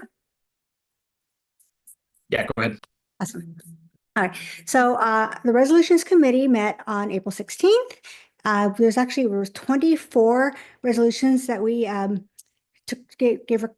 developed recommendations on. 24 resolutions that will be coming up for consideration at the May 2nd through 4th state committee meetings. I'm up here soon.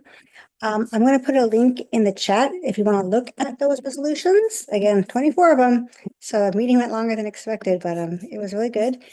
The committee considers every resolution, and in that link, if you go to it, look for a document that's called May 2025 Resolutions for Consideration Tracker, and that'll show you what the committee's recommendation was on each of those. So you'll see do pass, do not pass, do pass as amended, return to maker or out of order, which usually meant there was too many whereas or therefore clauses, or that it was maybe redundant, like we already had one on it. So there's a lot of different reasons behind this, but you can look at those. Feel free to read through the resolutions at your leisure and get back to me if you have any strong opinion on any of them that you'd like me to consider when all state committee members will vote on these at the state committee meeting. So I definitely want to represent your voice. And if you have a good argument for or against any of those, please let me know that. I'll put my email in the chat too. Otherwise, that was the work of that committee recently. And we will be going over those and a number of other bylaws and rules changes at the committee meeting in a couple weeks here. But I'll pass it to Drew now. Thank you. Thanks, Lisa. Rules has been super busy as a committee as well. Coming into this meeting, we have a slew of charter and bylaw amendments coming in to the party. I'm going to drop those in the chat as well. You can review these. I'm planning on sending out an email once these are finalized, which will be tomorrow evening. Rules will have gone through all of the final pieces, and we'll have a supplemental call from the state party with everything that we're going through. So I was going to follow up with all the PCOs actually with all the business, because there's enough that it's worth having in writing and going through sort of more systematically. But to give you a very quick slapshot of what's going through here on the rules level, there's a package of charter and bylaw amendments that concern how the state party budget and financial compensation packages function. So outlining changing how that budget is proposed, how that's considered, how the executive committee engages with it, et cetera. That whole package also addresses chair compensation and a number of other items.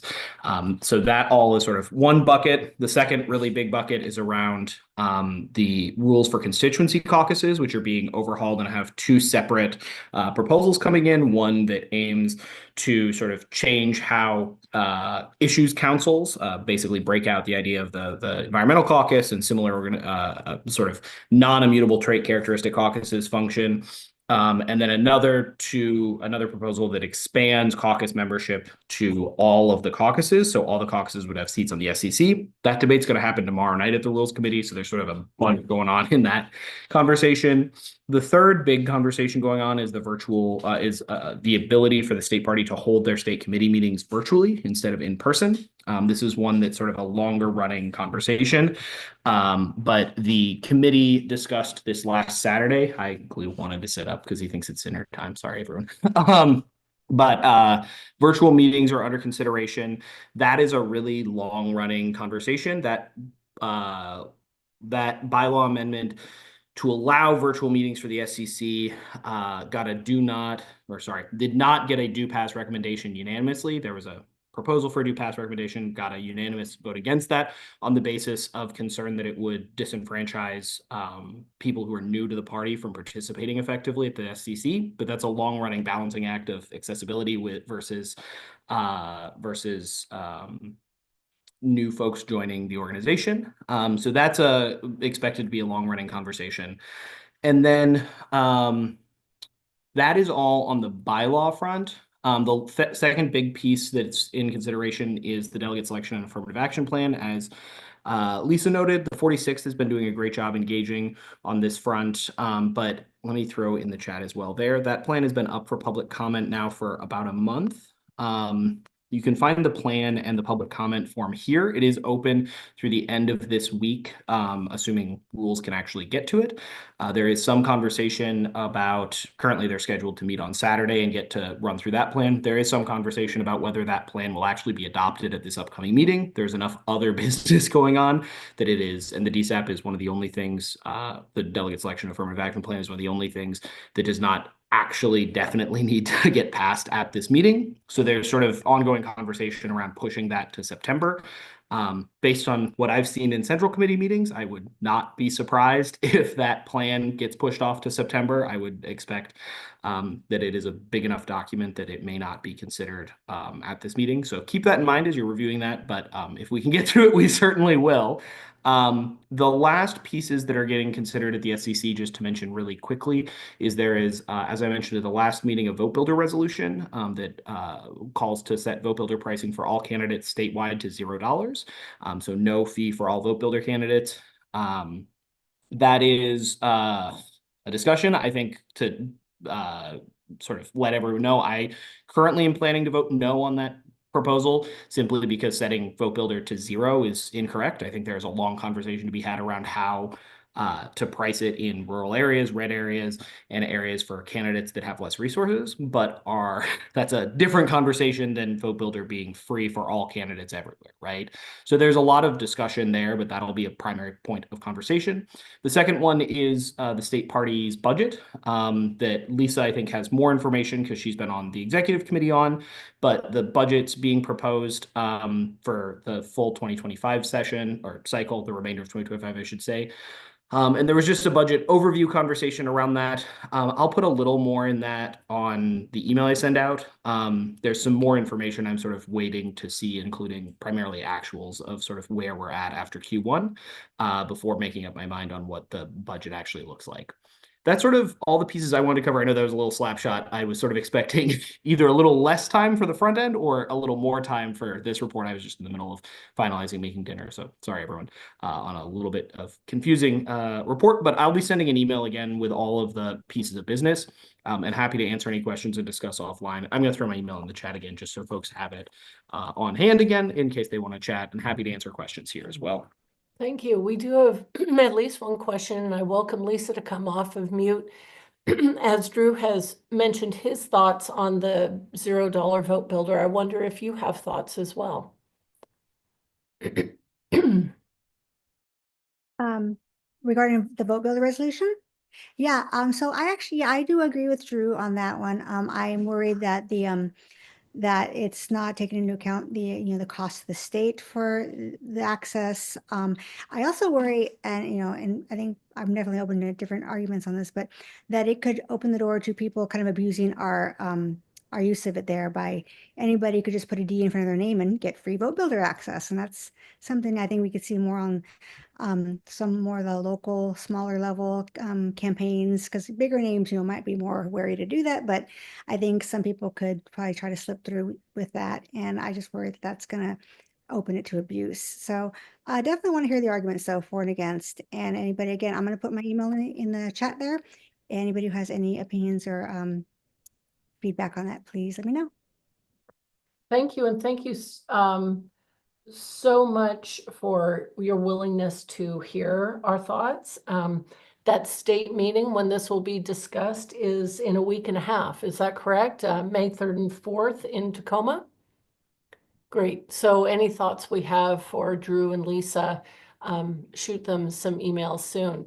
But we do have a couple of questions now. And so I'd like Kat to go first. Katie, we'll get you next, followed by Andrew. So I think this question is directed at Drew. Sorry, I know you want to get to dinner.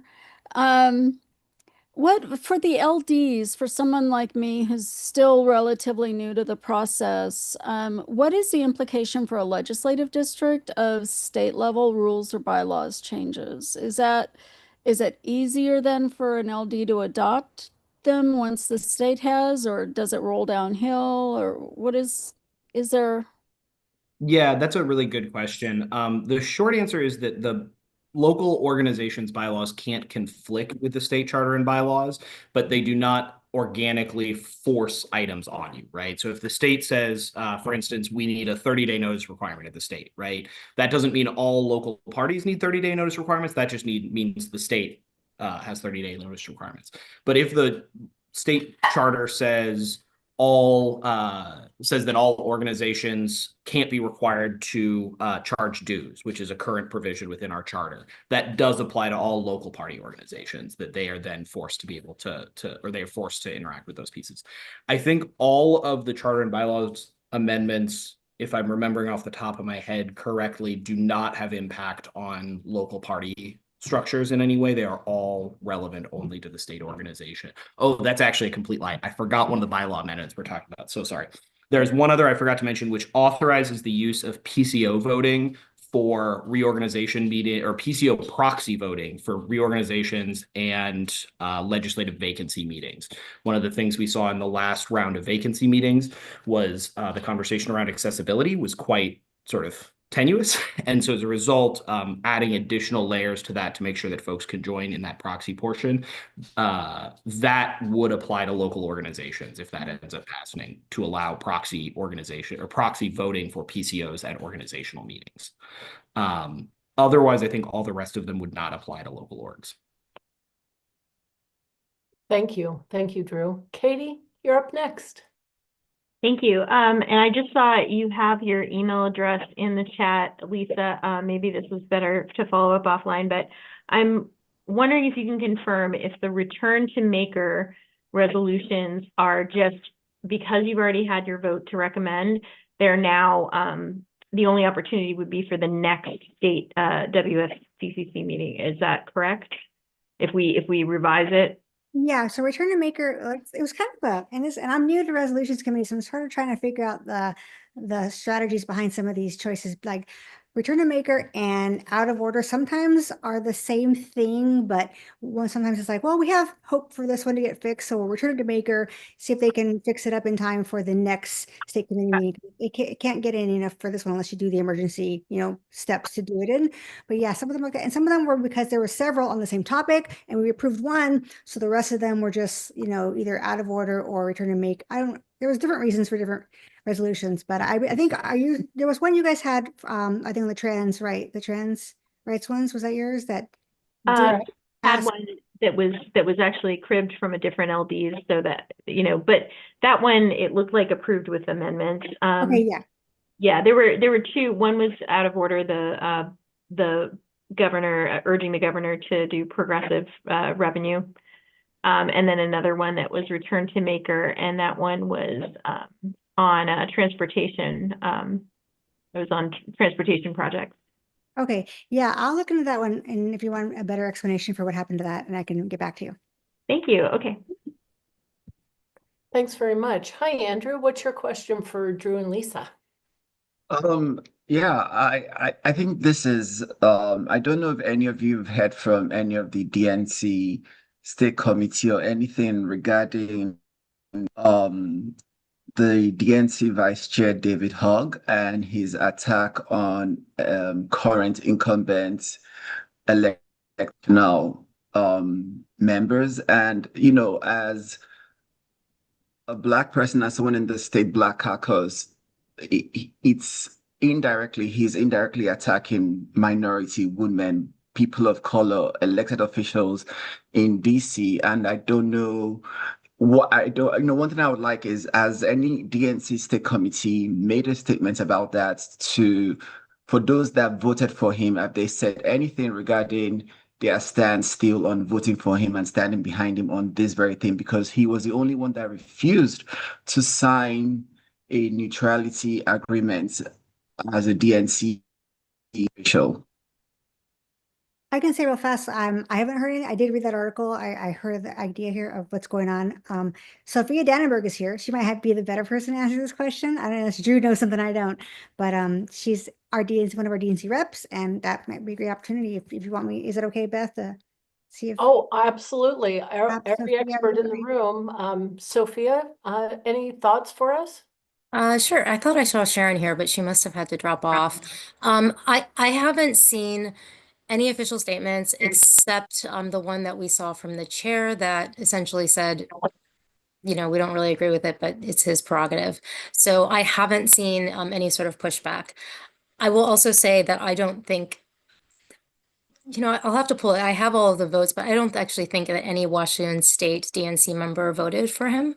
And so we were not, he was not our choice. My choices were actually the other person who won, Malcolm and Shasti, as the male and female. But I will also, just as a tangent, it is not related to this. His particular current actions about challenging incumbents and raising money for that purpose. There is a credentials challenge to Malcolm and David that was put forward by one of the women who was in the final round with Shasti and others regarding the voting, the way that the voting was taking place, essentially the change in rules mid-process. And again, this has to do with the feeling that it's disadvantaged the women in particular. And so none of the women won. And among that women would have been, the only Asian vice chair, if there was one in Shasti. It would have been the first Indigenous vice chair in the history of the DNC that, so they are trying to put that forward. I don't know. I mean, Javier can probably speak more to that because he's on the credentials committee. And I don't get the sense that it's actually going to result in sort of a removal of David or Malcolm, but there's sort of there's things afoot, and as I said, he does again he has his outside fundraising, his outside activities. I will say, just as one of the people who voted on, on your behalf, I had actually talked to Andrew. I was looking at David. I had a long conversation with him, probably an hour conversation with him, and I was considering him. And then I had a long conversation with Andrew about some of his activities and interviews with sort of nationwide LGBTQ organizations and others, and some of the youth groups, and was, and that's when Malcolm really jumped well ahead of him, in my view. So I do think, in my view, that there are other issues with him. So I'll just leave it at that. And again, I think that Andrew was one of the ones who really enlightened me, and I did some research and was able to see that. And I, at this point, he won, so I'm not sure, what can be done about it unless that credentials challenge results in a change. I did see Sharon now. This is Sharon. I'm sorry, my camera doesn't work on this, so I'm sorry, I'm not visible. But I was just going to say that the credentials challenge came out of, I believe it was New Mexico, and then Ken proceeded to appoint 3 additional members, which of one was Shasti, to the DNC. So at this point, I haven't heard any more than I haven't heard anything from the DNC with regards to what they want to do with the situation. I'm sure we will be hearing more, shortly. Other than that, David has raised an incredible amount of money, and he is, targeting incumbents that he feels that they need to go. And so that's not usually what the DNC does. So, it's a lot of kerfuffle right now. Actually kind of sounds intense. Thank you. I think it is. Yeah. I think that we're just not hearing the outcome yet. How's that? Yeah, we're not. Well, hopefully we will soon. Boy, I really appreciate Sharon and Sophia, both of you in the room and willing to share your insights and expertise. Thank you very, very much. Very much. And Lisa and Drew, incredibly informative. I have never known this much about how the state committee works since you two came to be our representatives. I'm very grateful to you, and thank you for your clear reporting to us. Very, very helpful. Thank you. Looking forward to next time we have a business meeting, because you are going to have a lot to report on. Awesome. Awesome. I'm going to go ahead and remove those spotlights, saying another big thank you to everybody. And now Sharon has a reason to not have a camera when she comes to our meetings, because we could randomly spotlight her and ask for her thoughts.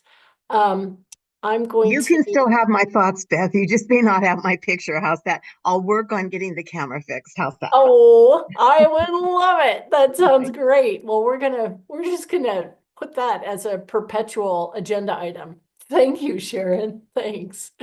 I haven't looked lately, and I wonder if she had to step off. Is Amy Hamrick in the room still?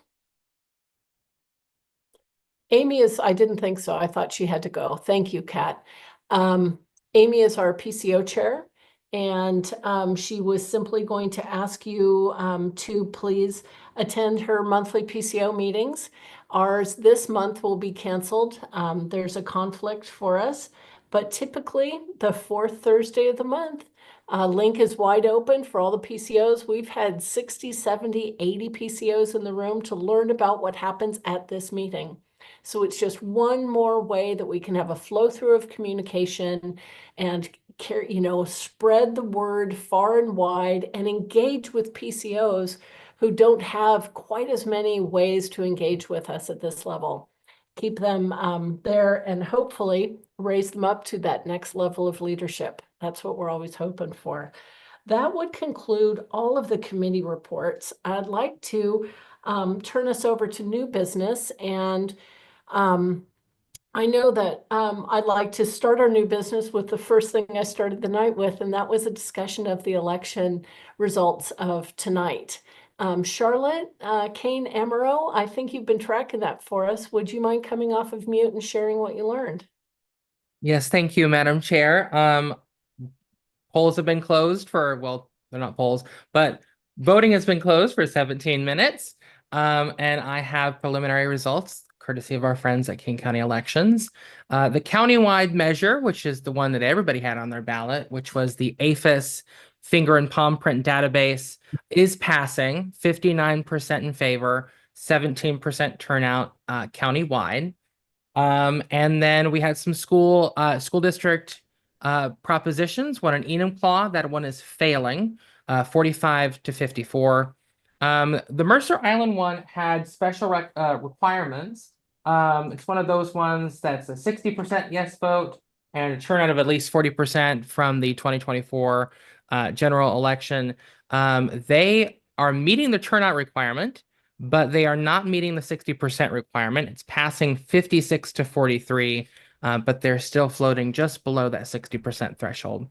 And then we have fire protection districts. Number 40 was, I believe, an annexation.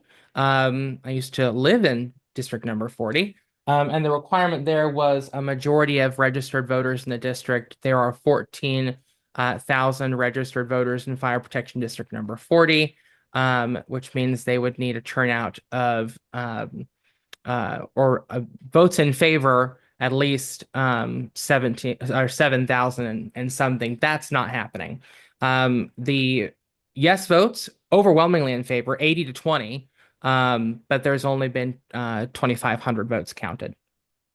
Fire district number 45, which is, if I can pull up my iMap, that would be great. I believe it's 45. To be determined, but 45 is currently passing 69 to 30, just dipping below 20% turnout. And then Woodinville Fire and Rescue Prop 1 is passing 81 to 18. And I think that's everything. I will put in the chat once I find out where district number 45. Oh, I believe 45 is Duval. Yes, 45 is Duval and just kind of that general area around there. Yeah, so that's the report. It's up at kingcountyelections.com if you'd like to take a look, or not .com, but their website. Anyway, I'll stop talking. Thank you, Madam Chair. Charlotte, thank you very, very much. I really appreciate you tracking that for us. And boy, I am baffled to figure out a pattern in those voting results. So if anybody can figure that out, please shoot me an explainer because I need to know. Our next bit of new business is going to come from Kat Pipkin. Thank you, Kat.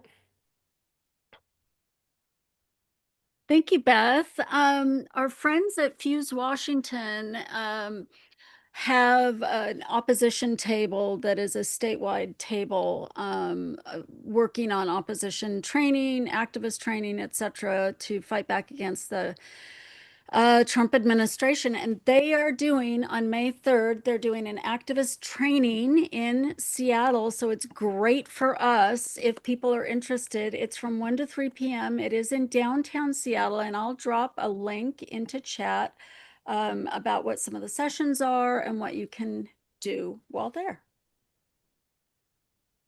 Oh, I forgot the link. Sorry. That's pretty awesome to have the event summary. Thank you for that, Kat. That's really great. I'm wondering if anybody in the room has other new business for us for this evening. And if not, we'll move on to what seems to be a natural continuation of good of the order. Any new business? Super duper. Oh, Vanya. Yes.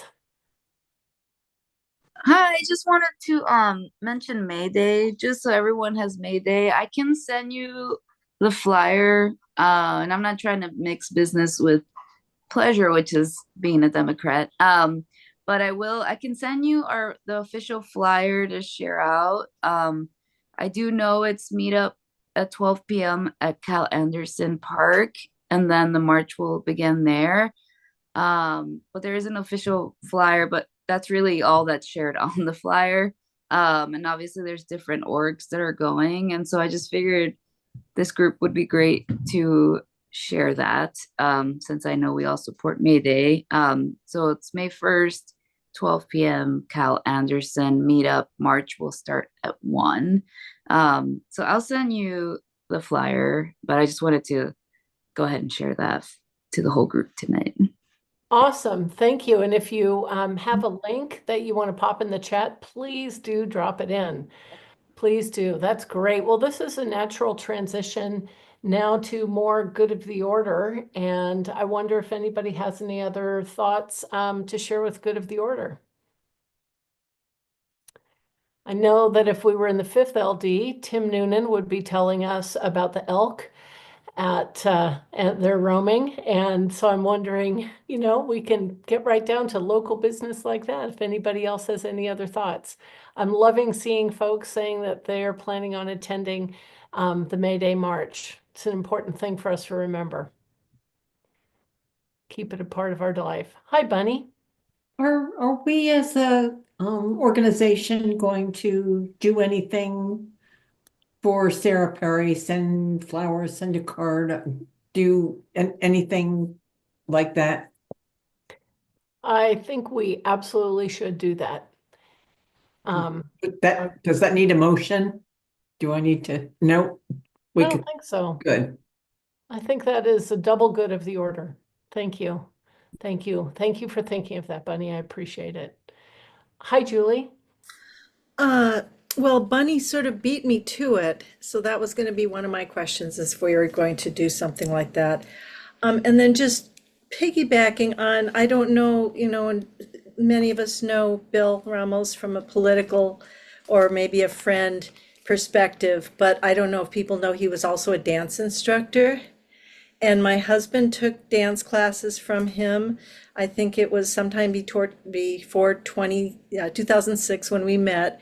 And so I sort of indirectly credit Bill for my husband and I meeting in a dance class. Wow. Wow. I don't know if, my husband, the longtime single dad, would have gotten brave enough to go to dance class and more advanced dance class, if not for Bill. So that's amazing.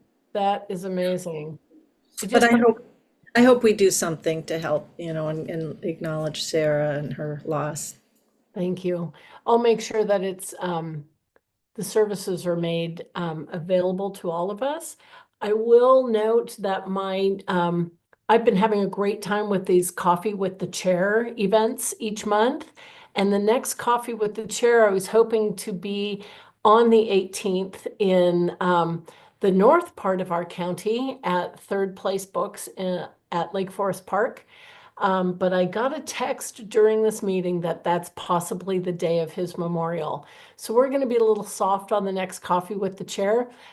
But if I'm not at Third Place Books, it's because I'm there. And I would love to have that time with you in that venue also.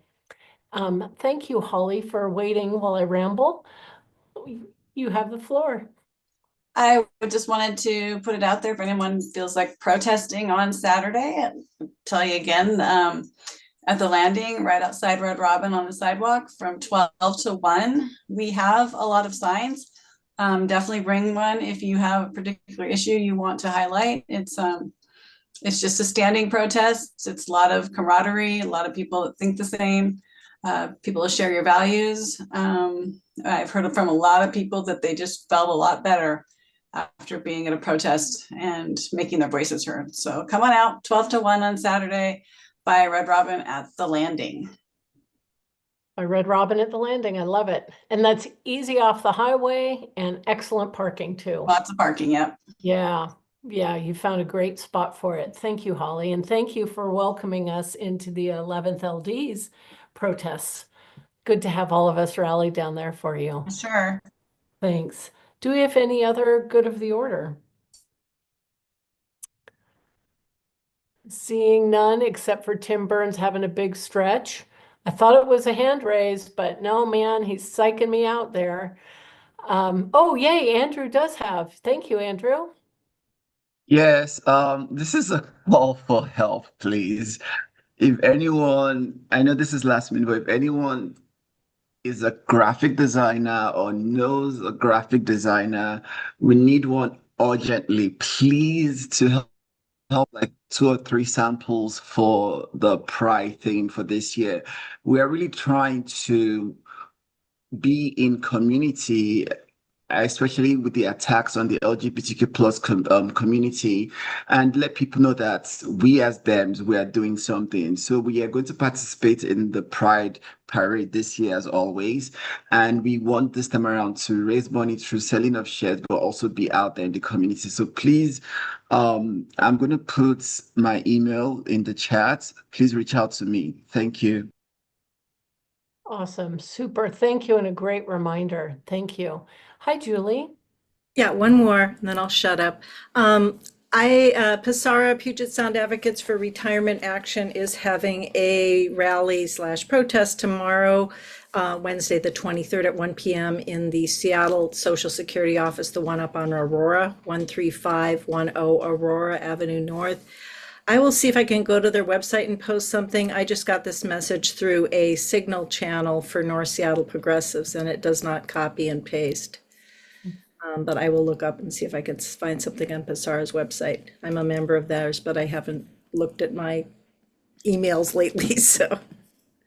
Got it. Julie, if that is a regular thing, let me know and I'll make sure it's amplified on the King County Dems calendar at kcdems.org. Okay, yeah, I will check and see. This is the first I've heard about it, but I'll let you know. Good to know. Thank you. Thank you. Okay, Tim, he was psyching me out, but now that's a real hand up. Oh, this one's for real, Beth. Since I see no other hands, I move to adjourn. Do we have a second? Second. Second. Got a second and a second of a second. I am seeing no objection.